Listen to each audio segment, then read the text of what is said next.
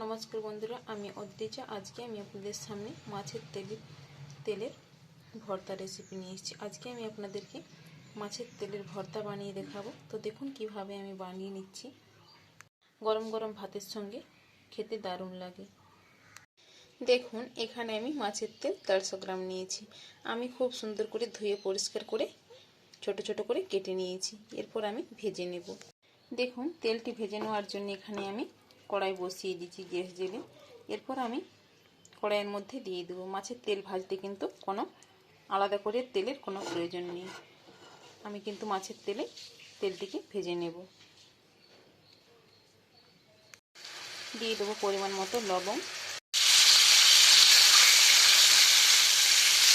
দেখুন মাছের তেলের গায়ের থেকে তেল বেরিয়ে আসছে। এখানে আর আলাদা করে তেল দেওয়ার কোনো প্রয়োজন নেই।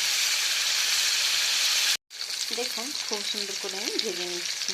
একই তেলের মধ্যে আমি দিয়ে দেবো 2টো শুকনো লঙ্কা। শুকনো লঙ্কাটি দিয়ে আমি কিন্তু মাছের তেলের সঙ্গে ভেজে নেব। দেখুন খুব সুন্দর করে আমি ভেজে নিয়েছি। শুকনো লঙ্কাগুলোও কিন্তু আমার ভাজা হয়ে গেছে। এরপর আমি গ্যাসটিকে বন্ধ করে দেবো। একটি অন্য পাত্রের মধ্যে তুলে নিই। দেখুন মাছের তেলটিকে আমি একটি অন্য পাত্রের মধ্যে তুলে নিয়েছি। এরপর আমি খুব সুন্দর করে মেখে নেব। শুকনো লঙ্কা ভেজে নেওয়ার মেখে নিয়েছি। দেখুন খুব সুন্দর করে আমি মেখে নিয়েছি। আমি এখানে আগে থেকে মাছের তেলটি ভাজার সময় লবঙ্গ দিয়েছিলাম, এই জন্য আমি আর আলাদা করে লবঙ্গ দিইনি। দেখুন মাছের তেল মাখানোটাই আমার পুরোপুরি কমপ্লিট হয়ে গেছে। তো বন্ধুরা আপনারা বাড়িতে এইভাবে মাছের তেল মেখে খেয়ে দেখবেন।